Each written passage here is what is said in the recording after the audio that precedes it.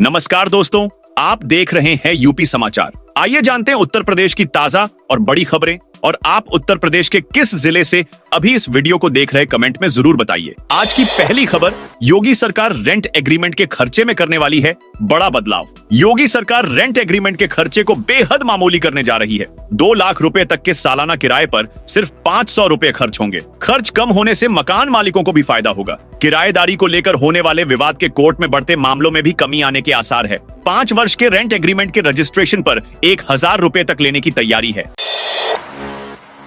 UP में नया आदेश, अब बच्चों को डांटा तो शिक्षकों की खैर नहीं। दोस्तों, उत्तर प्रदेश में स्कूलों के बच्चों को लेकर शिक्षकों के लिए एक नया आदेश आया है। इसके तहत प्रदेश के प्राइमरी विद्यालयों में पढ़ने वाले बच्चों को अध्यापक किसी भी प्रकार की शारीरिक या मानसिक दंड नहीं दे सकते हैं। इसे लेकर राज्य महानिदेशक कंचन वर्मा ने इस संबंध में सभी जिला बेसिक शिक्षा अधिकारियों को निर्देश जारी किया है। शारीरिक दंड को हिंसक संस्कृति का द्योतक मानते हुए पूर्ण प्रतिबंधित किया गया है। जैसे विद्यालयों में शिक्षकों द्वारा बच्चों को झड़ना फटकारना, परिसर में दौड़ना, चिकोटी काटना, छड़ी से पीटना, चांटा मारना, चपत मारना, घुटनों को पर बैठना, यौन शोषण प्रताड़ना, कमरों में बंद करना आदि प्रकार के दंड पर रोक लगाने का आदेश जारी किया गया है। लखनऊ हाईकोर्ट का आदेश, 69,000 शिक्षक भर्ती का रिजल्ट फिर से जारी करें। हाईकोर्ट के इस आदेश से यूपी सरकार को बड़ा झटका लगा। नई चयन सूची बनने से बीते 4 साल से सेवाएं दे रहे हजारों टीचर नौकरी से बाहर हो जाएंगे। इलाहाबाद हाईकोर्ट की लखनऊ बेंच ने 69,000 सहायक शिक्षक भर्ती परीक्षा का परिणाम नए सिरे से जारी करने का आदेश दिया है। बेसिक शिक्षा विभाग को 3 महीने में नई चयन सूची जारी करनी होगी। याचिकाकर्ताओं ने बताया, सीएम योगी ने कहा था कि 69,000 शिक्षक भर्ती में ओबीसी और एसएससी की सीटों के साथ कोई घोटाला नहीं किया गया है। लेकिन उसके कुछ दिन बाद ही हाईकोर्ट ने कहा कि बड़े स्तर पर सीटों का घोटाला हुआ है। आज से 3 दिनों का सार्वजनिक अवकाश घोषित। दोस्तों, आज से 3 दिनों का सार्वजनिक अवकाश रहेगा। अगले 3 दिनों तक सरकारी प्राइवेट ऑफिस, बैंक और स्कूल बंद रहेंगे। आज शनिवार है और 18 अगस्त को रविवार, जिसकी वजह से सारे स्कूल, ऑफिस, बैंकों में छुट्टी होती है। इसके अलावा 19 अगस्त को पूरे देश में रक्षाबंधन का त्योहार मनाया जाएगा, जिसकी वजह से सरकारी प्राइवेट ऑफिस, बैंक और स्कूल नहीं खुलेंगे।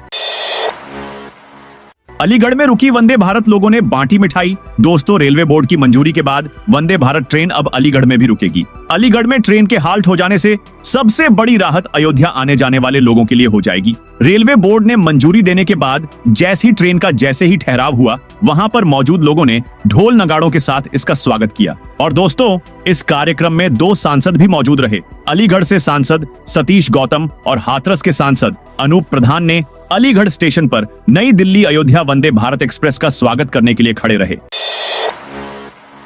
सीएम योगी इन जिलों को दिया बड़ा तोहफा। उत्तर प्रदेश के मुख्यमंत्री योगी आदित्यनाथ ने बड़ी घोषणा की है कि अयोध्या, प्रयागराज, वाराणसी और गोरखपुर को सोलर सिटी के रूप में विकसित कर रही है। सीएम योगी ने अपने सरकारी आवास से बांदा में स्थापित 70 मेगावाट के अवाड़ा सोलर पावर प्रोजेक्ट का वर्चुअल माध्यम से उद्घाटन किया। इस दौरान उन्होंने कहा कि इस प्लांट का उद्घाटन Uttar Pradesh global investors summit के दौरान प्राप्त निवेश प्रस्ताव के धरातल पर उतरने के एक नए अध्याय की शुरुआत है। इसके माध्यम से 400 से ज्यादा लोगों को रोजगार प्राप्त होगा। इन जिलों में 20 अगस्त तक भारी बारिश का जारी किया अलर्ट। दोस्तों, उत्तर प्रदेश में अभी मानसून का दौर जारी है। उत्तर प्रदेश में कई जिलों में अभी भी बारिश हो रही है। वहीं कई जिलों में आने वाले 3-4 दिन तक भारी बारिश का अलर्ट जारी किया गया है। 20 अगस्त तक उत्तर प्रदेश के कुछ जिलों में बारिश का दौर रहेगा, जैसे अयोध्या, गोंडा, बलरामपुर, श्रावस्ती, बहराइच, देवरिया, गोरखपुर, संत कबीर नगर, बस्ती, कुशीनगर, महाराजगंज, सिद्धार्थनगर, लखीमपुर खीरी, सीतापुर, हरदोई, बाराबंकी, बिजनौर, मुरादाबाद, रामपुर, बरेली, पीलीभीत, शाहजहांपुर और उसके आसपास के इलाके में 20 अगस्त तक लगातार 3 दिनों तक भारी बारिश की संभावना है। रेलवे बड़ा बदलाव करेगा वंदे भारत ट्रेनों में। दोस्तों, भारतीय रेलवे मौजूदा समय में करीब 52 वंदे भारत एक्सप्रेस चला रहा है। रेल मंत्रालय के अधिकारियों का कहना है कि सफर के दौरान यात्रियों को सेफ्टी और सिक्योरिटी प्रदान करना भारतीय रेलवे की पहली प्राथमिकता है। इसी कड़ी में ट्रेन हादसों को रोकने के लिए कवच 3.2 की जगह कचौ 4.0 अप्रूव हुआ है। अब सभी रेलवे ट्रेनों, स्टेशनों और ट्रैक पर कवच 4.0 लगाया जा रहा है। मौजूदा दौर में उत्तर प्रदेश में करीब 9 वंदे भारत एक्सप्रेस चलाई जा रही है। इन सभी वंदे भारत ट्रेनों में कोच 3.2 लगा हुआ है, लेकिन कवच 4.0 मंजूर होने के बाद सभी वंदे भारत एक्सप्रेस को अपग्रेड किया जाएगा, जिससे कई ना कई रेल हादसों में कमी आएगी। बीजेपी सांसद सुधांशु त्रिवेदी का कांग्रेस सपा पर तीखा बयान, भाजपा के राज्यसभा सांसद सुधांशु त्रिवेदी ने राजधानी लखनऊ में प्रेस कॉन्फ्रेंस कर सपा प्रमुख अखिलेश यादव और राहुल गांधी पर तीखा हमला किया। आगे उन्होंने कहा कि 2 लड़कों की जोड़ी अपराधियों की हितैषी बन गई है। कांग्रेस नेता प्रियंका गांधी अब कुछ बोल क्यों नहीं रही है? उन्होंने कहा कि लड़की हूं, लड़ सकती हूं का नारा देने वाली प्रियंका गांधी कहां है? वीडीए ने भाजपा कार्यकर्ताओं की दुकानों पर चला दिया बुलडोजर। दोस्तों, वाराणसी में बुधवार को वीडीए प्रशासन ने अवैध निर्माण के खिलाफ अभियान के तहत भाजपा कार्यकर्ता की 3 दुकानों का बड़ा हिस्सा गिरा दिया। भाजपा कार्यकर्ताओं ने अपनी इन दुकानों को गिराने की कार्रवाई से बचाने के लिए खूब चक्कर काटे, लेकिन बुधवार को दुकानों को गिरा दिया गया। वाराणसी विकास प्राधिकरण की इस कार्रवाई के बाद व्यापारियों का गुस्सा फूट पड़ा और सड़क पर धरना दिया गया। जिस जमीन पर दुकानें बनी हैं, वीडीए उसे अपनी संपत्ति बता रहा है, जबकि दुकान मालिक उस पर अपना दावा कर रहे हैं। वीडीए अफसरों पर मनमानी का आरोप लगाया।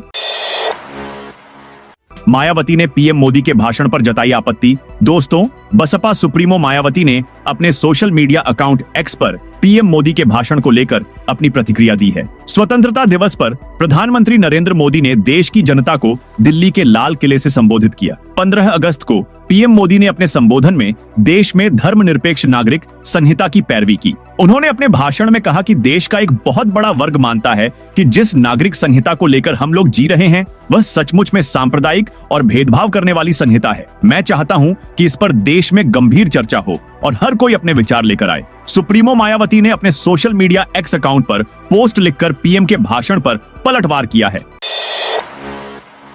60,000 सोलर मित्र बनाएगी प्रदेश सरकार। योगी सरकार प्रदेश में 60,000 सोलर मित्र बनाने हैं। इसके तहत प्रदेश में 6,000 सोलर मित्रों की ट्रेनिंग हो चुकी है। उन्होंने कहा कि आने वाले समय में बुंदेलखंड अक्षय ऊर्जा का महत्वपूर्ण स्रोत बन सकता है। इससे एक तरफ जहां रोजगार और नौकरी के अवसर उपलब्ध होंगे, वहीं दूसरी तरफ परंपरागत ऊर्जा के माध्यमों पर हमारी निर्भरता भी कम होगी। आईएएस मनोज सिंह पहली बार बरेली पहुंचेंगे। दोस्तों, उत्तर प्रदेश के मुख्य सचिव बनने के बाद वरिष्ठ आईएएस मनोज कुमार सिंह शनिवार को पहली बार बरेली आए। जीआईसी ऑडिटोरियम में बरेली व मुरादाबाद मंडल के प्रगतिशील किसानों के साथ आयोजित संवाद व समाधान कार्यक्रम शिरकत की। अखिलेश यादव ने भाजपा को मुद्दों पर घेरा। यूपी में जल्द ही 10 सीटों पर उपचुनाव होने वाले हैं। इसको लेकर सभी पार्टियां एक दूसरे पर आरोप प्रत्यारोप लगा रही है और हाल ही में योगी सरकार ने कुछ अधिकारियों के तबादले भी किए हैं। इसको लेकर अखिलेश यादव ने सरकार पर हमला बोला है। उन्होंने कहा कि भाजपा अधिकारियों के बलबूते पर उपचुनाव जीतना चाहती है, इसीलिए इसी हिसाब से अधिकारियों के ट्रांसफर पोस्टिंग का खेल खेला जा रहा है। समाजवादी पार्टी इसकी शिकायत चुनाव आयोग से करेगी। अखिलेश यादव ने कहा कि भाजपा जिलों में ऐसे अधिकारी तैनात कर रही है जो इनके लिए बूथ मजबूत करने का काम करें। गोरखपुर विकास प्राधिकरण लॉन्च किया 1.14 करोड़ का फ्लैट जीडीए। अभी तक सबसे ऊंची बिल्डिंग गोरखपुर के तारामंडल क्षेत्र में ग्रीनवुड आवासीय योजना के नाम से लॉन्च कर दिया है। रेरा से इसकी मंजूरी के बाद प्राधिकरण ने अब इसके लिए पंजीकरण शुरू कर दिया है। 15 अगस्त से शुरू हुए पंजीकरण में फ्लैट के लिए आवेदन 14 सितंबर तक किया जा सकता है।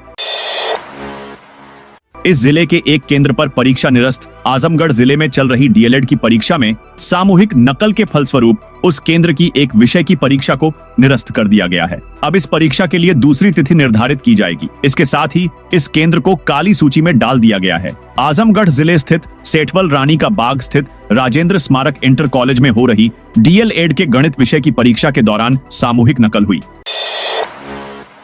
केशव प्रसाद मौर्य ने अखिलेश यादव पर बोला हमला। उत्तर प्रदेश में सपा द्वारा फैक्ट फाइंडिंग कमेटी बनाई जा रही है और इस कमेटी पर उत्तर प्रदेश के डिप्टी सीएम केशव प्रसाद मौर्य ने अखिलेश यादव पर तीखा हमला किया है। कहा कि यह बनाकर वह क्या संदेश देना चाहते हैं? क्या समाजवादी पार्टी कानून से मान्यता प्राप्त जांच एजेंसी है? साथ ही आगे कहा कि ऐसे में जब कन्नौज से लेकर अयोध्या तक बहुत गंदे आरोप लगे हों, उनका वही आचरण है, लड़के हैं, गलती हो जाती है। इस तरह के रास्ते अपनाने वाली समाजवादी पार्टी का सफाया होगा। शुक्रवार रात से बरेली में वाहनों की नो एंट्री दोस्तों, बरेली में सोमवार को मंदिरों में होने वाले जलाभिषेक को लेकर ट्रैफिक पुलिस ने रूट डायवर्जन प्लान तैयार कर लिया है। दोस्तों, शुक्रवार रात 8 बजे से बड़े वाहनों की शहर में नो एंट्री कर दी गई है। खासकर मंदिर जाने वाले मार्गों पर किसी तरह के बड़े वाहनों को आने जाने की अनुमति नहीं होगी। एसपी ट्रैफिक ने बताया कि रूट डायवर्जन सोमवार रात 10 बजे तक रहेगा। इस दौरान ट्रैफिक नियमों का उल्लंघन करने वालों के खिलाफ सख्त कार्रवाई की जाएगी। उनके चालान किया जाएंगे, उनकी गाड़ियों को सीज किया जाएगा।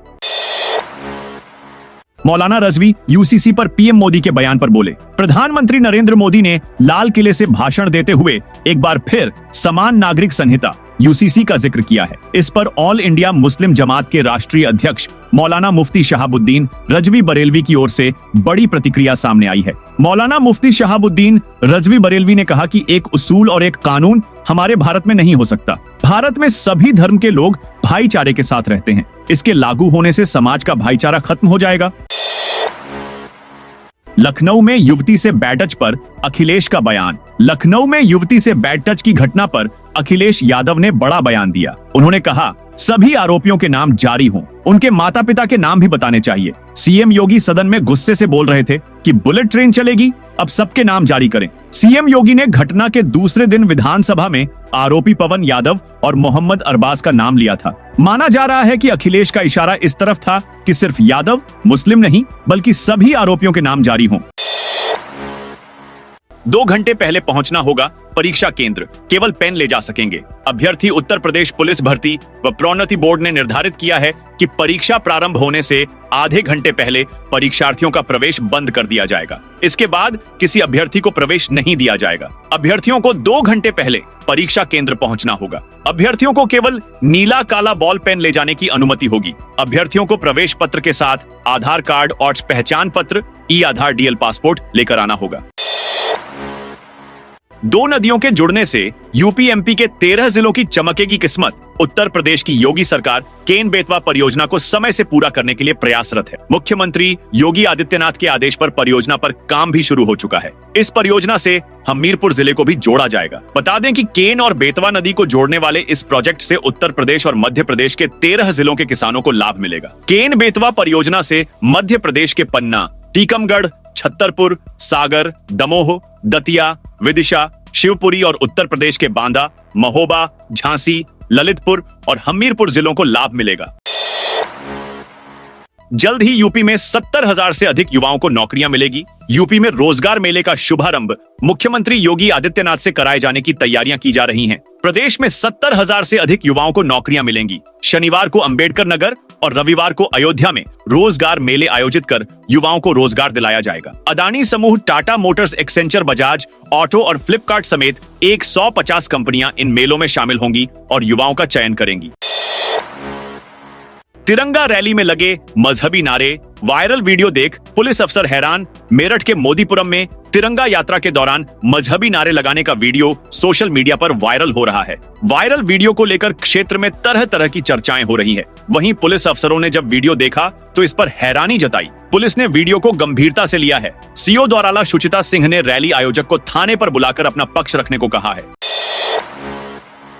एक फोन पर ड्यूटी पर तैनात ट्रैफिक कर्मियों के लिए पहुंचेगा लंच पैकेट। खाना खाने का बहाना बताकर ट्रैफिक कर्मी अब ड्यूटी पॉइंट से गायब नहीं हो सकेंगे। यातायात विभाग अब ट्रैफिक कर्मियों को ड्यूटी पॉइंट पर ही लंच पैकेट पहुंचाएगा। इच्छुक यातायात कर्मी ट्रैफिक लाइन की मेस में कॉल कर लंच बुक करा सकेंगे। कुछ ही देर में ड्यूटी पॉइंट पर ही ट्रैफिक कर्मियों को ताजा खाना पहुंचा दिया जाएगा।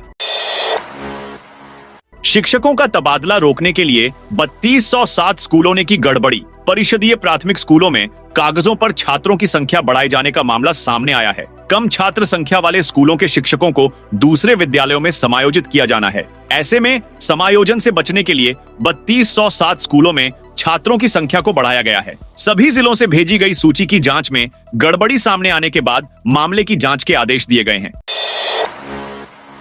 योगी सरकार के 7 वर्ष में हुआ 395 सेतुओं का निर्माण। योगी सरकार के 7 वर्ष में हुआ 395 सेतुओं का निर्माण हुआ है। मुख्यमंत्री योगी आदित्यनाथ के निर्देश पर प्रदेश में ब्रिज कनेक्टिविटी को सुनिश्चित करने के लिए विस्तृत कार्य योजना बनाई गई थी, जिसकी मॉनिटरिंग खुद मुख्यमंत्री करते हैं। वित्तीय वर्ष 2024-25 में कुल 259 परियोजनाएं निर्माणाधीन हैं। इनमें से 97 परियोजनाओं को इसी वित्तीय वर्ष में पूरा करने का लक्ष्य रखा गया है।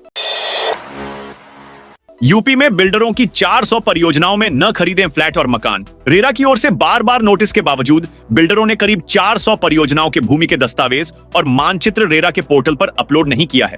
इनके अभिलेख उपलब्ध नहीं है। रेरा ने इन परियोजनाओं को पोर्टल पर अबेंस की श्रेणी में रख दिया है। रेरा की वेबसाइट पर इनके नाम चेक किए जा सकते हैं। लखनऊ और सटे जिलों में लगभग 150 ऐसी परियोजनाएं हैं। इसी के साथ रेरा ने इन बिल्डरों से भवन भूखंड न खरीदने की सलाह देते हुए लागों को सतर्क किया गया है।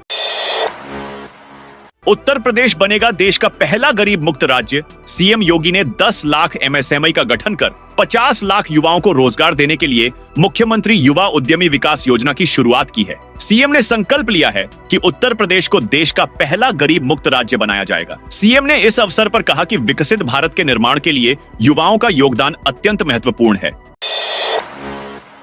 लखनऊ में ओला उबर के ड्राइवर हड़ताल पर हैं। 1000 से ज्यादा कैब चालकों ने अपनी गाड़ियां खड़ी कर दी हैं। ओला उबर कंपनी के खिलाफ नारेबाजी कर रहे हैं। ड्राइवर्स की मांग है कि कंपनी राइड पर रेट बढ़ाए। कंपनी हर राइड पर अधिक पैसे लेती है, लेकिन उन्हें कम पैसे मिलते हैं। प्रदर्शन में ओला उबर टैक्सी यूनियन के पदाधिकारी भी शामिल हैं। उन्होंने कहा कि कई बार कहने के बाद भी कंपनी ने उनकी बातों पर अमल नहीं किया, जिससे उन्हें नुकसान उठाना पड़ रहा है।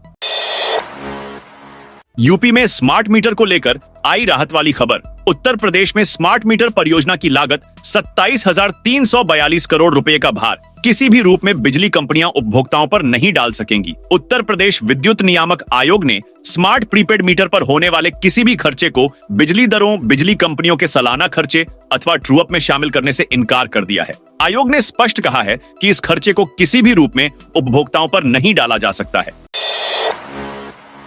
पैरोल पर जेल से बाहर आया आसाराम। दहशत में दुष्कर्म पीड़िता का परिवार। दुष्कर्म के मामले में आजीवन कारावास की सजा काट रहे आसाराम को इलाज के लिए राजस्थान हाईकोर्ट ने 7 दिन की पैरोल दी है। उसके जेल से बाहर आने के बाद शाहजहांपुर निवासी दुष्कर्म पीड़िता का परिवार डरा हुआ है। पीड़िता के पिता ने परिवार की सुरक्षा बढ़ाने की मांग की है। असम में बड़े धमाके की साजिश। सीएम आवास और आर्मी कैंट के पास मिले बम। गुवाहाटी में शुक्रवार को 2 आईडी जैसे उपकरण बरामद किए गए हैं। पिछले 24 घंटों में असम में बम जैसे कुल 10 सामग्री जब्त किए गए हैं। प्रतिबंधित संगठन उल्फा आई ने दावा किया है कि उसने राज्य में सिलसिलेवार विस्फोट करने के लिए 24 विस्फोटक लगाए हैं। इसके बाद सुरक्षा बल सतर्क है।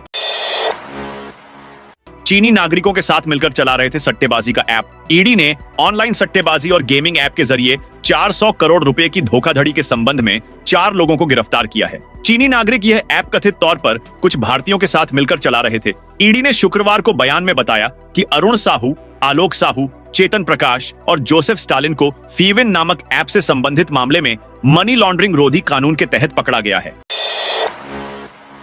पाकिस्तान के स्टेडियमों में लगेंगी किराए पर लाइट्स। पाकिस्तान में अगले साल चैंपियंस ट्रॉफी का आयोजन किया जाना है। इसे लेकर अभी विवाद चल रहा है, क्योंकि भारतीय क्रिकेट कंट्रोल बोर्ड ने साफ कह दिया है कि वह टूर्नामेंट के लिए अपनी टीम पाकिस्तान नहीं भेजेगा। हालांकि पाकिस्तान इस बात को लेकर आश्वस्त है कि टूर्नामेंट उसी की जमीन पर होगा और इसलिए वह तैयारी में जुट गया है। पाकिस्तान क्रिकेट बोर्ड लाहौर और कराची के 2 स्टेडियमों में नई फ्लड लाइट्स लगाने जा रहा है। समाचार एजेंसी पीटीआई के मुताबिक पीसीबी कराची और लाहौर के स्टेडियमों में नई फ्लड लाइट्स लगाने जा रहा है। इन दोनों स्टेडियम में पीसीबी किराए पर ये लाइट्स लगाएगा। दोस्तों, यह थी उत्तर प्रदेश की ताजा और बड़ी खबरें।